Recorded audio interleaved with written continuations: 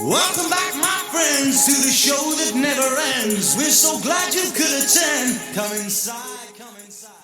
Hello, everyone, and welcome back to another exciting episode of Expat Conversations with your host, Michael Nolen. I want to say thank you very much for tuning in today. Once again, I want to say thank you very much to Dr. Marco Antonio Cortez Gradado, who is the former General Rector of the University of Guadalajara, and now he's in charge of the Institute of Innovation, Investigation, and Governance. And through this organization, we're allowed to have this program as an outreach to the expat community here and around the world. And also, before we go any further, I want to say a very special thank you to the Villa Monte Carlo Resort here on the west side of Chapala, right on the beautiful Laguna, Lake Chapala. We have it here in the background. And it's a beautiful, beautiful resort. So if you're coming to the lakeside area, need somewhere to stay, like I said, it's a beautiful hotel, and they have a really, really fantastic restaurant. They have thermal hot water spas. They have a beautiful, beautiful swimming pool, and they have about 8 pickleball courts. They also have convention rooms up to hold about 100, 150 people, and they have smaller salons like this one is, and beautiful, beautiful gardens. And so I want to say thank you very much to them for allowing us to film the shows here. This morning I have a very, very special guest, Yolanda Martinez, and she has actually been on the show before, about a year and a half ago, when she was in charge of the Mexican Red Cross, or better called Cruz Roja. And thank you very much for coming back. I appreciate your time again. Buenos días. Good morning. She has changed positions on me, but she's still in charge of the Red Cross, but she also has a new job. And I want to talk a little bit about both of them this morning, if you don't mind.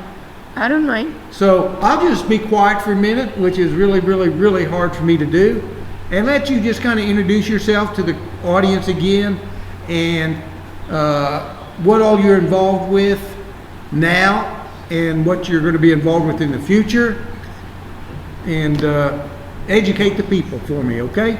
Okay. Good morning. I'm Yolanda Martinez Llamas. I am the president of Cruz Roja Chapala, and now president of LCS. Which is the Lake Chapala Society. Lake Chapala Society. If you're not familiar with it, which is like the hub of all the gringos and a lot of the Mexican people here in the lakeside area. Yes. Congratulations on your new position, by the way. Thank you very much. They couldn't have picked a better person to lead them into the future. Thank you. Well, as I say, you don't do things alone. You have to do it together. Well, there's a few things I do alone. We won't go into that. Okay. So, yes. But you always have great teams around you. I know that. Yes, I do. Yes, I do. I couldn't do without. It's the only way we can continue working hard and keep everybody united. You know, that's the main thing. Expats and Mexican community. As you know, LCS has been here for almost 70 years. As old as I am. 70 Yeah, I'm 70. years. You look 30. Well, thank you very much. Let me give you some. So it's an honor. It's an honor to be first Mexican president, first Mexican president of LCS in almost 70 years. Are you the first woman president? I know it was founded by a woman. It was founded by a woman and Mexican. I'm saying Mexican. Yeah, I know Mexican, but it was founded by an American woman, I believe, or she might have even been Canadian. Neil James. She worked very, very, very hard to unite all of us. She cared so much for this community, which, you know, thanks to her, there is a wonderful facilities, beautiful gardens, beautiful area, which almost everybody knows LCS. You know, they come and they see the areas, and now we have a wonderful new restaurant there, Casa Linda, and it's been really great service, So we're trying and continue to working, as I say again, this takes a team to work and continue. Well, the Lake Chapala Society, as she mentioned, it was started almost 70 years ago by a expat named Nellie James. She came down here and just felt like there needed a hub for everybody to get together. And I guess it started in one small building in a little garden area, and now it's probably 2-3 square blocks. And as you just mentioned, they have a really, really great restaurant there. It's just a gathering spot. It opens early in the morning and closes sometimes late in the evening. They have all kinds of classes there. I've had Victor Martinez. Over 100. He's your new person that's in charge of the educational system. And yes. To be honest, I've had Steve Balford, who was president for I don't know how many years, and Alex, I think was his name, the person that was there for a short while helping organize and that.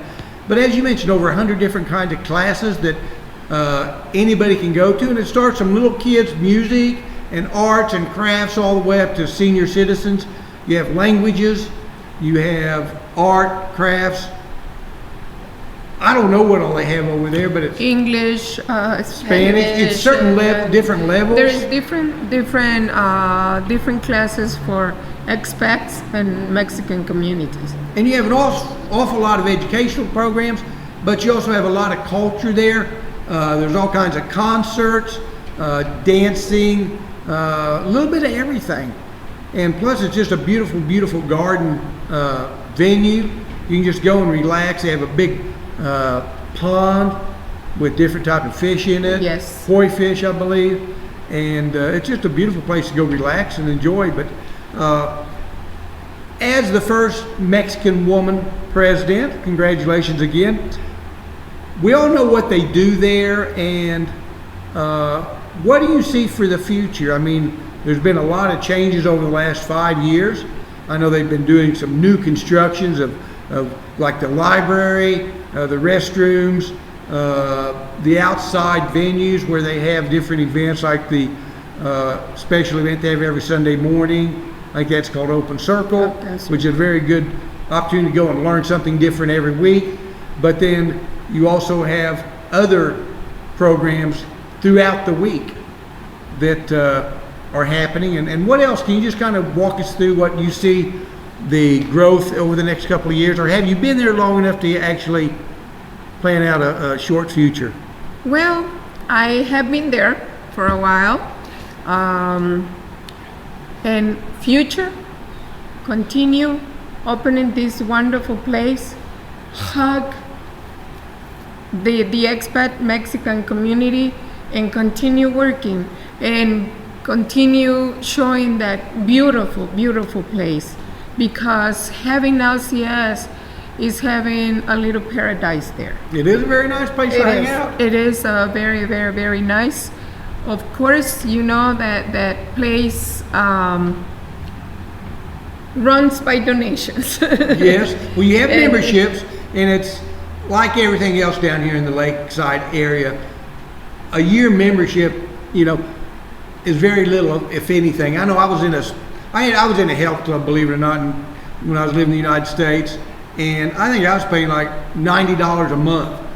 Here, you don't even pay that a year. No.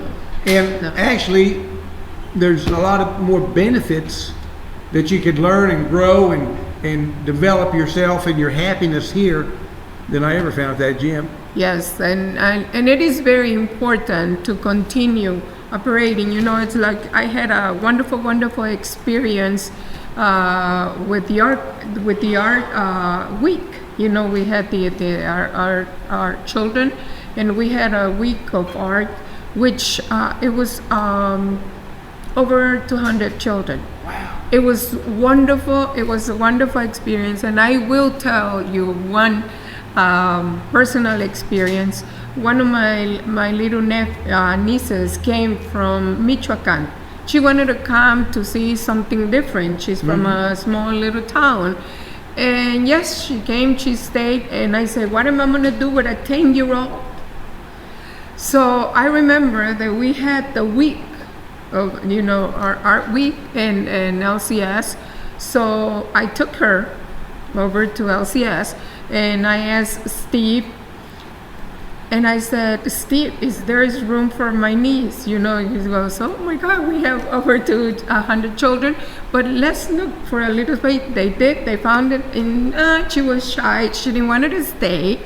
And finally she says, okay, I stay. I said, I'm gonna be here in the building, so don't worry, just enjoy. So she did. When I came back to pick her up, she says, I want to come back tomorrow. Oh. She says, I really want to come for the whole week. And I said, okay. So I said, well, at least you will have something to do, because for me it's a different kind of things to do. So Saturday comes, is when they sell the art, some of the children's art, because some they want to take it home. Mm-hmm, sure. So that's when they sell the art for children, and money goes to children and that. She didn't want to sell her art. She says, no, I want to keep it. I want to take it back home. She did. But when we came Saturday, I gave her money to buy some things that she wanted to buy, and she looks at me, and then she goes, and I'm going to say it exactly like she said it. She says, I cannot believe all the things the gringos do for us. Oh. I thought that was great. I thought that was wonderful, because, take such a big impact in a young 10-year-old from another little town. The only thing is now she wants to bring everybody, all her friends. So next year you'll have 300 students, and half of them will be from Michoacan. Well, that's great. You set an impression in her that will last her lifetime. And it was, I really thank all these wonderful opportunities for not only kids, for us to, Another wonderful experience is through the student aid. We are building a building for Red Cross. We need a new building. I didn't know that. The other one is. Is it going to be over there by the lake, also by Chapala? Right where the parking lot was. And I am going to mention this, but of course, the health department has to come and check everything, because it's like a hospital, and they require an architect from the area. We have architects from Guadalajara, from Mexico City and that, but one architect from the area, because the employees that are hired, it has to be from the area. Make the story short, we needed something in LCS from an architect. Mm-hmm. So I asked the architect there, and I said, excuse me, you think you can help me in LCS to check some things, because we need a professional to do this. And he told me, no problem. I'll come. He says, I would like to see the plans. I would like to see this, that. We met him in LCS. When he finished, he told us the ideas and all that. I said, how much do we owe you? And he says, to LCS, nothing. Oh, that's so great. And I go, nothing. He says, they pay for my career.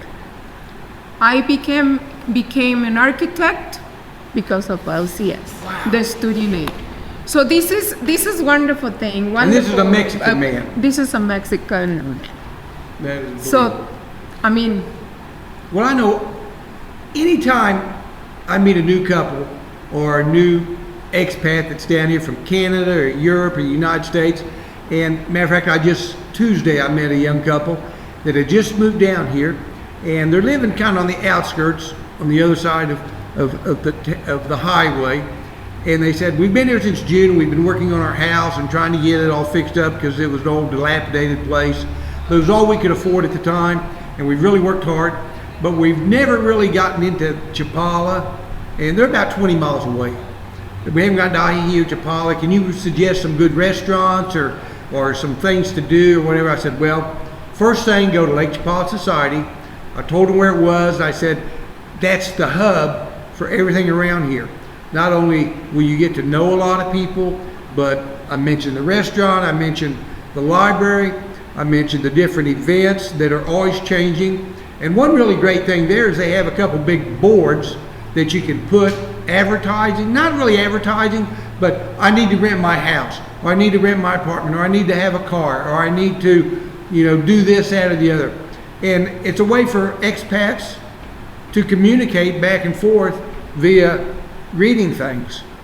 And then anytime special events are coming on, you allow a poster or something like that there. Exactly. And then just the word of mouth, just sitting at the restaurant having a cup of coffee or something to eat, and people come and go, and you get to meet different people, and you just build relationships. And you can go there I told them, I said, you'll go there and just spend an hour, and you'll walk out of there with 20 new friends and know all kinds of stuff, and probably be enrolled in a couple of classes. So be sure to just go there. And hopefully they're going to come over there this weekend, and there's also, they have ATM there, the bank I use sometimes, yes. Intercam, and they've been kind enough to be on the show a time or two. You have an ATM there for them. Yes. And what am I not mentioning besides the tranquil place? But it's just a beautiful, beautiful hub. It is. I mean, the other day I had an experience. I was having a meeting with somebody in the restaurant. They closed it at 3, so it was already closed, but we were there sitting and having the meeting. And this person walks in and he says, I would like some information. They told me the first place to come to Lake Chapala Society. So, I did inform him a little bit. I said, but I will get somebody to tell you all the things we do here. He was so happy to be there. And this is last week. Well, and it looks like it's been going on for 70 years. So you've been developing the relationships there for 70 some odd years. Well, I kind of jumped ship like I always do and went, a different direction. We were talking about the Red Cross, and y'all are going to build a new building, and you jumped in and started talking about the architect that went over Lake Chapala Society, so we went from here to there. Now we're going back to the Red Cross, which you were in charge of, or maybe still in charge of. I can't keep up with you. You're doing so many things. But the Red Cross is building is it a total complex, or is it just new building? It's a new building. The building that we have is collapsing, and we take care of 15 to 1600 people a month. When you told me that figure last year. Even more. It varies in the months. When you told me that figure last year when we were talking, I couldn't believe it. But you told me a lot of things about the Red Cross down here. People know the Red Cross in the United States as an organization that help the needy, the down and out, but they also go to a lot of big catastrophes, like when there's an earthquake or a tornado or a hurricane or some type of large problem in the United States that's either man-made or natural. And they go and they feed and they clothe and they do all kinds of things. And that's probably about all they do. But here, they provide so many more services. And can you kind of explain some of the things that the Red Cross do here that they don't do in other parts of the world? Because they seem to help the general public a lot more in medical type situations. Actually, our Red Cross do take care of emergencies. Accidents and everything. Here, because of the area that we are, so many visitors and that, we do take care a lot of the accidents. And we're but there too. There's never any tornadoes here. There's never any hurricanes. No, but we do. Like, for example, when it happened in Acapulco. Yes. I am so happy that the drivers, they were driving these big trucks with food, water, everything. The first one that got to Acapulco was the guy from Chapala. Wow. It was the guy from Chapala. I am very, very proud. because when they're on their way, because they have so much things, you never know in the way. When he arrived, I had chills, because he told me we're here, but now they're telling us to leave all the packages here, and I said, and what do you say? He says, no. We Red Cross have to go directly to the person and handle it to them. And it was a really honor because we do have a group from Chapala that they go to disasters anywhere. Do you all have volunteers? I mean, are you in need of volunteers? We always, always. We do have volunteers. Because I've thought about doing that because I've got a lot of spare time, and of course my wife is still working. She's really, really busy all the time, and I'd like to volunteer if there's a catastrophe or something, and go spend 4 or 5 days or a week or whatever you need, handing out blankets, handing out food, shoveling mud out of the house or whatever it needs to be done. Yes, so yes, we'll talk about that. And they always have to be ready, and they train them and everything. But this is how it happened, and then I feel very, very, very honored because he was, as a matter of fact, 2 days ago, one of the ambulance broke down, and he called me. He's a mechanic also, and he says, "Señora, don't worry." He says, "You just have to buy the parts, and we'll fix it." So things like that, it's working together. Of course, like everything, sometimes there is little problems and this and that. But when there is an emergency, they forget about everything. They continue. Well, you mentioned a while ago you had like 1,600 people a month come to the facility. What all services do you provide for all this public? Many people, they get sick, they need to see the doctor. We have doctors there. They come for an office visit. They emergencies, many emergencies there, okay? Like somebody fell from a ladder, somebody cut themselves. Everything. And also, like if somebody had a stroke and we had the person dead, then immediately we have to call to the emergency in Guadalajara to regulate the person. We cannot, it's not a hospital. We cannot keep the patient there for many, many hours. So when we call over there, they give us a number, and the ambulance immediately takes it to the hospital when they give us a hospital bed. Okay. So things like that, we do not reject, not because, he's having a heart attack or this and that. No. So you have doctors, nurses, paramedics, you name it. We have it. Sometimes it's hard because the pay is not well, the government probably doesn't help much, and you work a lot off people with wonderful heart. I'm sure the government doesn't help too much, and I'm sure you are always in need of donations. So that's one thing. If you live in Lakeside, or if you're just super rich and you want give some money away, I can't think of a better organization than the Red Cross, because they do so much for so many people, and a lot of the people are very needy. Yes. As a matter of fact, a little while ago, there is a person that fell from the 2nd floor, and they told me he needs 8 X-rays because from different parts and everything, but not even 1 cent. And I said, help him. There will be somebody with a wonderful heart to help. You all do blood donation, blood drives and that? We used to, not anymore. They stopped us. Red Cross used to have it, but things changed and they stopped us. Okay. So that's that thing. We've talked about a lot and covered a lot. What haven't we talked about that you want the general public, the listeners to know? I want to go back to LCS. Okay. What I want to let you know, the experiences we had with this, with the young girl and this architect, you guys do so much for our community, for these people that they want to continue studying, they want to continue a better life. But your donations is the only one that can make the difference in these people too.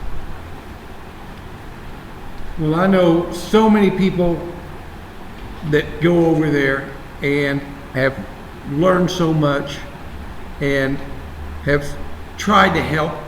A lot of people saying, what can I do? I'm moving to Lakeside, I don't know what I'm going to do. You'll find them something to do over there. I guarantee you won't be there more than 10 minutes and get involved in something. Yes. if it's not classes yourself, it's helping other. And a lot of the people volunteer. A lot of the expats volunteer to do this, that, and the other. And there is different kind of committees, that no matter whatever your experience is, that you will fit in. Okay. It is very important. We talked about Red Cross. We've talked about Lake Chapala Society. Is there anything else you want to go over? You're not teaching pickleball classes or anything now? I'm not, but I was looking at and they having fun, so I might they have a lot of fun down get there. involved. Well, I know last time you were on the show, you talked about something that I went home that day and did. And you said when there's an emergency at your home and the ambulance comes in and the people are there to help you, they don't know your blood type, they don't know how old you are, they don't know this about you, they don't know if you're allergic to things. And you talked about a certain bottle type container that people fill out a form. They say, here's who I am, here's my blood type, here's how old I am, here I'm allergic to this, that, and the other. And you put the information for you and the other people living in your house into a certain container and put it in your refrigerator. Exactly. And so when the ambulance people come, or the medical people, they know to go there first. So that is something I learned from you, and I did for myself and my wife. And thank God we have never had to have anybody look in our refrigerator to find that container to see what's in there. But it's very important that you do things like that. And it's also very important that we take care of very important papers, that if there ever is an emergency, you have to have your passport, you might have to have your visa, your driver's license, certain information like this, what blood type you are, this, that, and the other. Keep those in a very, very secured place that if you have to get out, you can grab it and go in a second. Exactly. Because you never know what kind of world Mother Nature is going to throw at you. Yes. So I want to say thank you for that. And also, you talked about the volunteers. You always need volunteers for different situations. Yes. If it's nothing else except your time or your money, the money's, And I want to talk again about the container. It is very important. Sometimes I went to visit a person the other day, but she had it, but the information was very old.